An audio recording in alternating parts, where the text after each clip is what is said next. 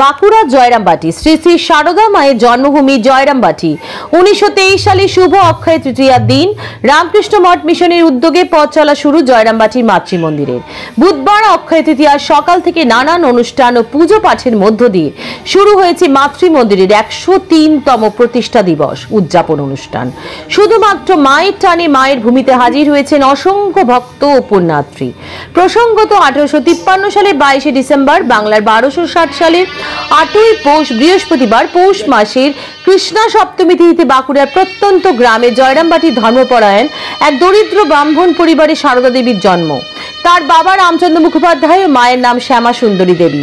মাত্র 9 বছর বয়সে পাশের গ্রাম কামারপুকুরে গদাধর তথা শ্রী রামকৃষ্ণ দেবের সঙ্গে তার বিয়ে হয়। দীর্ঘ সময় জয়রামবাটির বাড়িতেই বসবাস করতেন সারদা মা। এই বাস্তব ভিটা থেকেই মা সারদা ভক্তদের উদ্দেশ্যে বলেছিলেন, আমি সতেরো মা অসতেরো মা, জাতি ধর্ম বর্ণ নির্বিশেষে মানুষের কাছে মা সারদার দরজা ছিল অবারিত। শ্রী শ্রী মা সারদা দেবীর দেহত্যাগের পর শ্রী শ্রী মায়ের পুরনো ও নতুন বাড়িকে অক্ষত রেখে 1923 সালের অক্ষয় তৃতীয়ার দিন রামকৃষ্ণ মিশনের তত্ত্বাবধানে মাতৃমন্দির প্রতিষ্ঠিত হয়। জয়রামবাটির মাতৃমন্দিরের 103তম প্রতিষ্ঠা দিবস উপলক্ষে মেতে উঠেছে গোটা গ্রাম।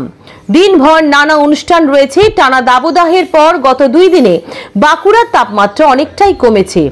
আবহাওয়া কিছুটা মনোরম বলা যায়। আর এই মনোরম আবহাওয়াতে সকাল থেকেই ভক্তদের উপচে পড়া ভিড় জয়রামবাটির মাতৃমন্দিরে।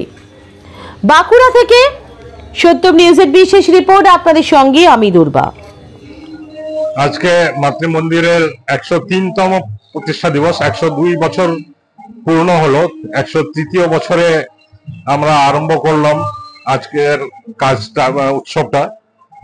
তা আবার একবার স্মরণ করিয়ে দেই, 1923 সালে অক্ষয় তৃতীয়ার দিনে বেলুড়মঠ থেকে স্বামী শারদানন্দ মহারাজ এসেছিলেন মাতৃমন্দির প্রতিষ্ঠা করতে।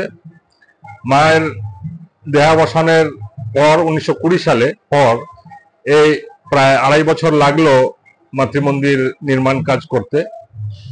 তা অক্ষয় তৃতীয়াতে এটা মাতৃমন্দির প্রতিষ্ঠার কাজ সম্পন্ন করেছিলেন শারদানন্দ মহারাজ।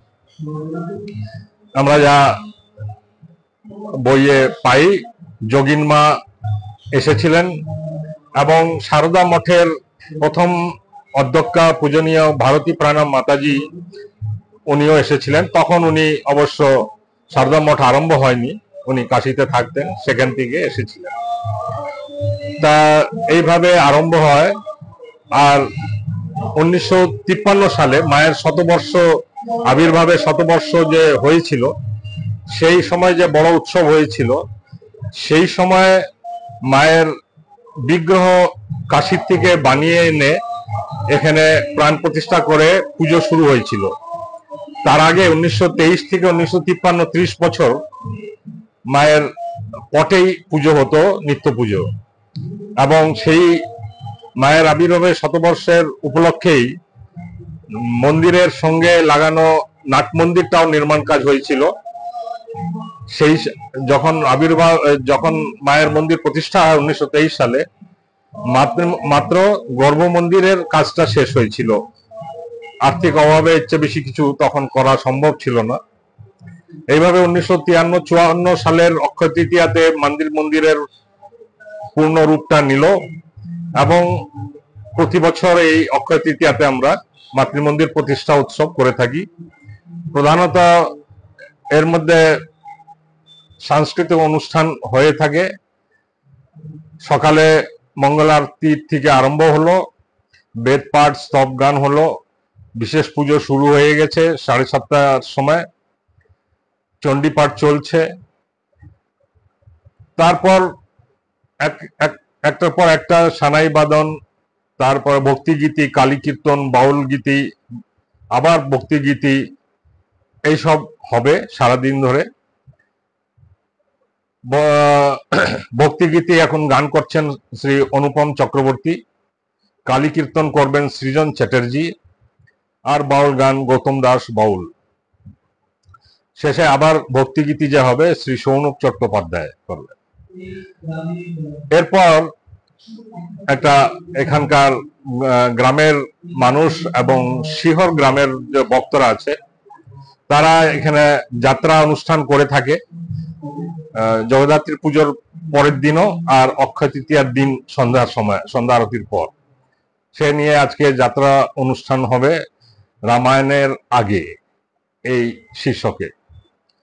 তা পরিবেশনায় মাতৃমন্দিরই থাকবে, মাতৃমন্দিরের ভক্ত যারা জয়রামবাটি এবং শিহরে থাকে তারা থাকবে। তা আজকের অনুষ্ঠানটা এইভাবে হচ্ছে, 11টার পর থেকেই খিচুড়ি বিতরণ শুরু হয়ে যাবে। দুদিন ঝড়ের মধ্যে একটু যা কিছু অসুবিধা হয়েছিল সেটা সব কাজটা সেরে নেওয়া হয়েছে। আর আশা করি মায়ের কৃপায় আমাদের এই অনুষ্ঠানটা পুরো সারাদিন সুন্দরভাবে চলবে। গরমের প্রভাবটাও কেটে গেছে অনেকটা ঝড়ের বৃষ্টির জন্য, সেটা একটা ভালো দিক হলো। তা আশা করি ভক্তদের আসা যাওয়া, অনুষ্ঠান দেখা, বসা সব সুষ্ঠুভাবে চলবে।